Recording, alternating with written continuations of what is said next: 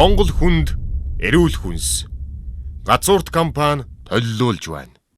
Мөсөн дээр мөнгөн аяг тэр үү? Олц. Үгүй ээ. Сар. Сар хизээч мөсөн дээр байдгүй маа гэж.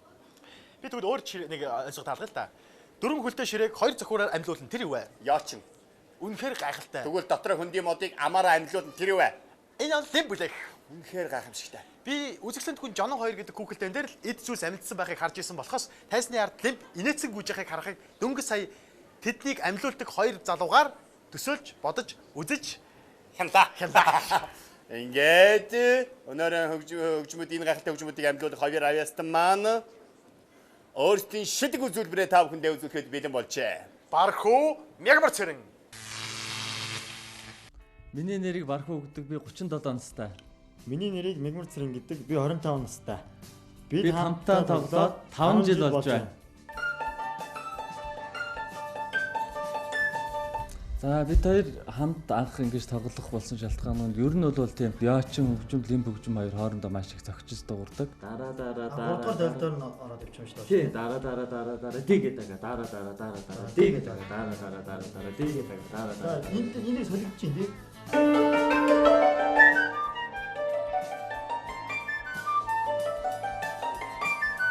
$12 настайгаас авахгүй л одоо яач хөгжмөөр хичээлсэн нийтдээ одоо 20-од гаруй жил хичээж байна. Лимп хөгжмөөр тоглож эхлээд 13 жил болж байна. Тэгэхээр ямар ч байсан чадах чинь дээр хичээх болно таа өгнө гэсэн бүлээр дэмжээрэй. Их мөндөд үзэгчтэй ноён татагтай нараа Бархуу Мягмар Цэрэн нарыг халуун дотор өгтөөцгаая.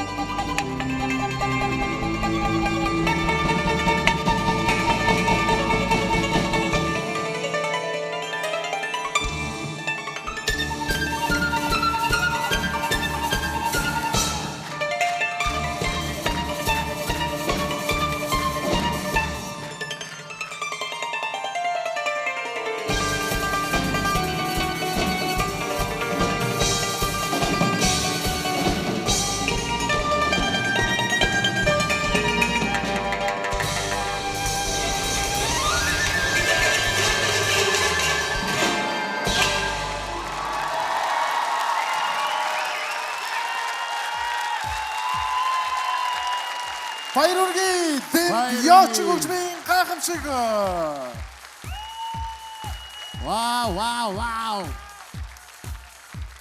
Яа. Хоёроор Венеса май айгу бахархах байсан. Сая тэр шуурга гэдэг аяг зүгээр л Яочгоор шуураа ажиллаж гэж. Тэгэхээр энэ тухайгаа бидэнтэй хуваалцаач. Яочг хөгжмийг яаж яололов? За сэтгэл маш их хөдөлж маш өндөр байна. Ер нь бол монголчууд бид нар дэлхийд гайхад хамгийн гол нь монгол соёл, монгол урлаг гэж боддог.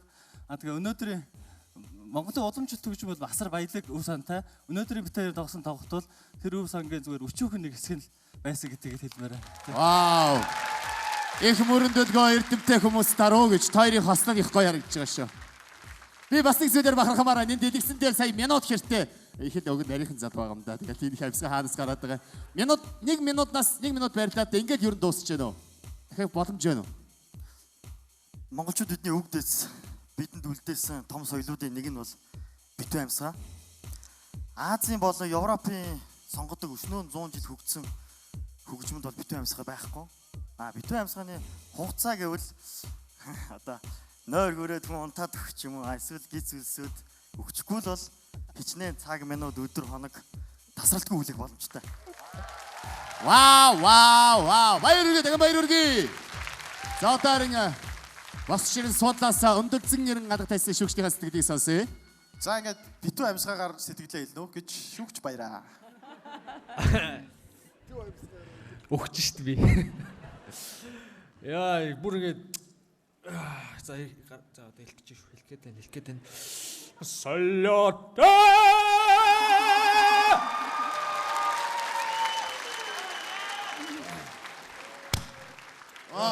Тайр би ингээд дэлхийг ингээд аялын тоглолт хийгээд ингээд дэлхийн ингээд орнуудаар очиод ингээд тоглолтоо хийгээд ингээд олон хүмүүст энийг хүрэхийг үнэхээр хүсэж байна. Хүмүүс үнэхээр сонирхох бах. Лас Вегаст өөрийн гэсэн нэг ядаж нэг шоутай болчвол бас гоё байна. Баяр үргээ. Өстой гоё байлаа. Тэгэх боломж бий. Баярлалаа. Үнэхээр гоё байлаа. Амны эдгээс аштай билег тийм ээ. За дэгийг шүүгч. Нөө Яни гэдэг нэг төлөөрч байдаг шүү дээ. Яг 3 төлөөрөөр дээр ингээд зэрэг тоглодог амар оркестртэй. Яг үнэхээр бараа өнөөдөр яг тэр Монголын Яни юм байна чи. Ерөөсөө хөгжмийн найруулгыг үнэхээр бас хэлхийн одоо та хоёрт хийлчин хэрэгтэй бол хэлээрэй. Үнэхээр таалагдсан шүү. Өстой тэр имиж бүрдүүлэлт одоо юу гэдгийг бүр шал өөр. Ингээ уран бүтээл хийж ил та. За баярлалаа. Чимгээ шүүгч. Уйлчваа. Манай Мегмар Цэрэн Бархуу хоёрын ийм сайхан даруухан хэрнээ ийм чадварлаг хөгжимчдийнхээ ачаар л манай Монголын үндэсний өв соёл бол бас дэлхийд данстай болж байгаа хаа. Тэр нөгөө Лимбиний битүү амьсгаа чинь манай ЮНЕСКОгийн бит бус соёлын өвд багтцсан байдаг. За хэдхэн хоногийн өмнө манай Монголын бас нэг соёлын одоо уламжил одоо бас ЮНЕСКОд бүртгэгдсэн байна. Тэгэхээр бид бол дэлхийд үнэхээр данстай ийм гайхамшигтай өв соёлтой арт түмэн гэдэг чухамхүү таяр шиг ийм уран бүтээлчид ийм хүмүүс л одоо түгээж байгаа шүү дээ. Тэм учраас таяртай баярлалаа гэж хэлэх бол багтнаа. Баярлалаа. Чука шүүгч. Маш гайхалтай байна. Тэгээд юу гэж яан ингээд босоо тоглодог шүү дээ, тий.